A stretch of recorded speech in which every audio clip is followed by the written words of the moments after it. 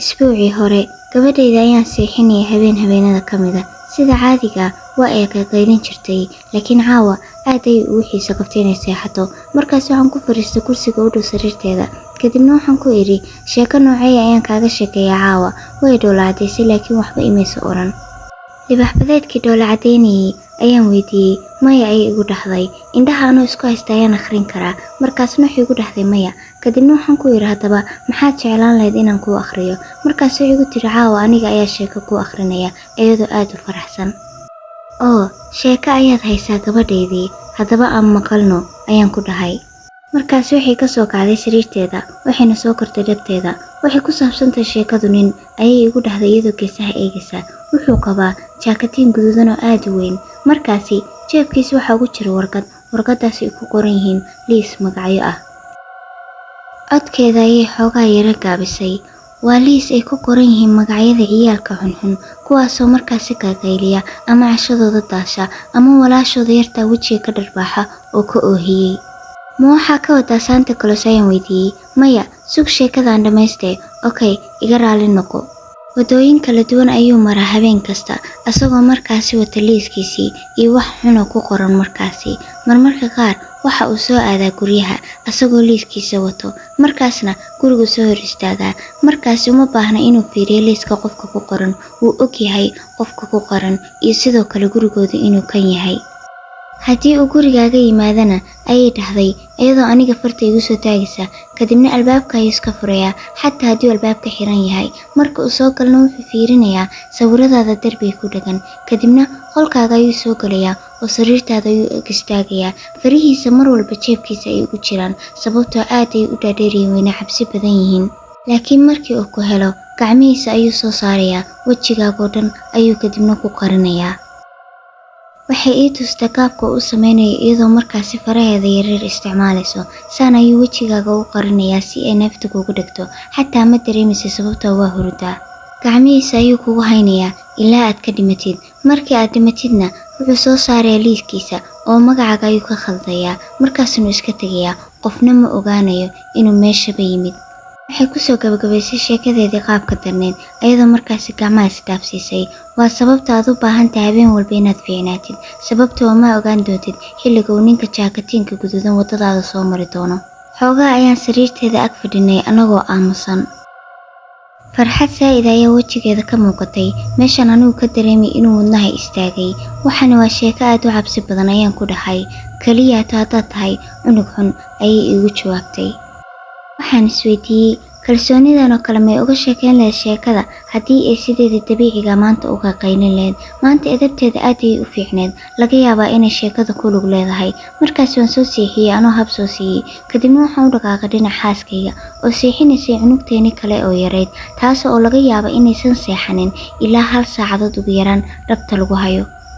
Xoogaa kadib markii labadii ilmood ay seexdeen ayaan waxaan la fariistay xaaskayga anagoo markaasi aan daawanayno TV-ga. Xaysiis markii uu soo galay ayaan weydiiyey, "Kayri ma kaaga sheekaysay sheekadeeda?" Maya ayay igu dhahday, "Waxaan akhrinay sheeko kale." Ma waxaa uga sheekaysay nin jaakatiin guduudan qaba oo carruurta xun dila. Markaasna wuxuu igu tiri dabcan maya. Markaasi filimka ayaa ku soo laabtay. Arrintiina waa ka baxnay. Laakiin arrintaasi habeenkii oo dhan way dhibaysay. Inkastoo aan cabsida aad u jeclahay, haddana markastoo aan gabadhayda wax cabsi uga sheekeeyo, waxaan ku dhex qarin jiray wax yar oo qosqosla si aysan markaasi cabsi saa'id u dareemin oo aysan qolkeeda mugdiga uga cabsanin. Subaxdii xigtay, labadeena waxba isla sawiranay. Aniga kartoon ayaan u sawirayay, ayadana markaasi way kala reynaysay. Xoogaa kadib gadaasheeda ayay soo istaagtay. Sawir ay sawirtay ayayna wejigeeda ku dhejisay. Wayna qaylisay iyadoo isku daysay inay ka cabsi geliso. Markaasi kan ayadaa iskeeda iska sawirtay. Wuxuuna u ekaa kartoona aqaano. Kani ma aniga ayaan weydiiyey. Maya ayay igu tiri. Maxaa weeye markaas ayaan ku dhahay. Xoogaa ayay aamusnay iyadoo magac u raadinaysa. Kani waa zombie ayay igu tiri. Waa cabsi ayaan ku iri. Maxaa weeye xariiqinta afkeeda ka soo baxaya. Waa carabkiisa ayay igu dhahday. Mid kale ayay sawirtay. Midkana u maleeyay kii ay sawirtay oo naag laga dhigay. Laakiin markani waxay ku dartay madax yar oo agtiisa markaasi taagan. Kadibna waxaan suray darbiga meesha aan ka shaqeeyo. Habeena badan kadib markii aan u diyaarinay inaan seexino ayay kadibna waxay igu tiri mar kale sheeko ayaan ku hayaa. Markaasi buugtii aan ugu talagalay ayaan gees dhigay. Kursiga ayaana ku fariistay anigoo sugaya. Mar kale ayay dhabtaydu soo kortay, si fiican ayay u fadhiisatay, kadibna indhahayga ayay soo eegtay. Ma waxay ku saabsan tahay ninkii jaakatiinka gudubnaa ayaan weydiiyey. Maya, hooyo ayay ku saabsan tahay ayay igu dhahday. Hooyadu ma gabar fiican ayay haysataa mise gabar xun? Markaas waxay igu tiri wiil fiican ayay haysataa, laakiin hooyadii way dhimatay, markaasna aabihii wiilkii way guureen. Waa sheeko aad u murugo badan. Markaas waxay igu tiri habeen walba ayay raadisaa, soo adigii igu dhahay way dhimatay. Markaas way soo eegtay, indhaheeda ayaana ka arkaa sheekada inaysan hadda samaysanaynin, ay markaasi xasuus iiga akhrinayso. Garka ayay qabsatay sidii inay qof weyn oo kale tahay, markaasna waxay isku daysay jawaabta inay iyadu soo ogaato. Ayadu waa ruuxaan ayay ugu dambeyn igu tiri, haa, taasi waa macquul ayaan ku dhahay. Ayada ugu dambeyn guriga ayay ku soo laabatay, laakiin wiilkii yaraa wuu guuray, saas darteed weli way raadinaysaa. Miyay heshay ayaan weydiiyey. Maya, weligeed way raadinaysaa. Ayada gaariga ma wadi karto, saas darteed waxay ku kasban tahay inay socoto. Meelay u socoto xataa ma taqaano. Saacado ayay iska socotaa. Lugaheeda socodka badan dartiis waxay bilaabeen inay dhiigaan. Markii ay maqasho ilmo ooyaya, ayadana waxay bilowdaa inay ooydo. Saacado kadib ayay marmarka qaar oohinteeda sii socotaa. Haddii ay habeenkii ilmo yar aragto, way wareertaa, kadibna cunugeeda ayay u malaysaa, kadibna way ku carartaa iyadoo isku dayaysa waalidkiisa inay ka xoogto. Hadduu ilmaha kaligiis yahayna way qaadataa, kuwa ay qaadatana dib dambe looma soo helo. Markaasi way soo laabataa iyadoo weli raadinaysa cunugeeda. Waxaa laga yaabaa inaysaba garanba, sababta ah mar hore ayuu wiilkeedii dhintay. Imisa ka soo wareegtay dhimashadeedii ayaan weydiiyey. Markaasna waxay igu tiri waqti aad u dheer. Kadibna waxaan weydiiyey, haddaba sidee ayay u dhimatay? Mana aqaani sababta aan su'aashaas u weydiiyey. Gacanteeda ayay jirtay, kadibna dhiigii dhan ayaa ka dhammaaday. Arrintani aad ayay xadka uga baxday. Kama helin inuu qof markaasi cunugteeda uga sheekaynayo waxyaabahan aadka u xun. Yaa kuu sheegay sheekadaas? Ayaan weydiiyey anoo yara caraysan. Geeska ayay eegtay, anigana markaasi waxaan u maleeyay codkayga inay ka cabsatay. Xoogaa kadib ayaan dareemay inay eegayso daaqadda u dhow sariirteeda.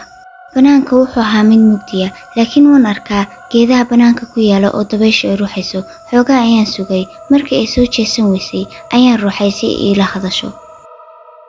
Yaa kuu sheegay? Ayaan ku ceshay. Markani cabsi ayaa ka muuqato, sidii inay markaasi ooyi rabto kale. Iga raali noqo ayay tiri iyadoo markaasi ooyayso saaid iigu dhagan. Markaasna waxaan ku yiri maxaad iga raali gelinaysaa?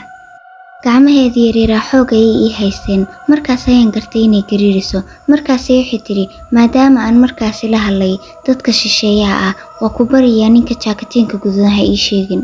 Xoog ayaa markaasi laabta u sii gashay. Adiga ma xumid, cidna kuma dili doonto. Yaa weeyay shisheeyaha aad la hadashay? Ninka daaqadeedii soo istaaga, asaga ayuu ahaa qofka sheekooyinkan ii sheegay.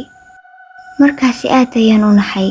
Qolkeedu wuxuu ahaa qolaalkeen oo dhan ka ugu koreeya. Markaasi daaqadda ayaan u socday. Gabadheedu way oyday, anigana markaasi waan aamusiyey oo daaqadda ayaan soo istaagay. Daaqaddii ayaan soo fiirshay. Inkastoo ay daaqadda xirneed, haddana dabaysha xooggeeda ayaa waxaa laga maqlayay muraayadda aadka u adag. Waxaa gurigeena ka shisheeya oo dhan waxay ahaayeen geeda aad u badan, kuwaasoo aad dabaysha ay u ruuxaysay. Sidee ayuu u ekaa? Ayaan weydiiyey anigoo isku dayay inaan istajiyo. Wuxuu u ekaa ninkii aan sawiray oo kale. Markaasi aad ayaan u naxay.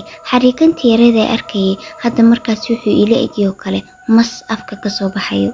Indhihiisu waxay ahaayeen kuwo aad u cabsi badan. Hore ayay u sawirtay dad, laakiin weligeed dad saa u cabsi badan ma aysan sawirin.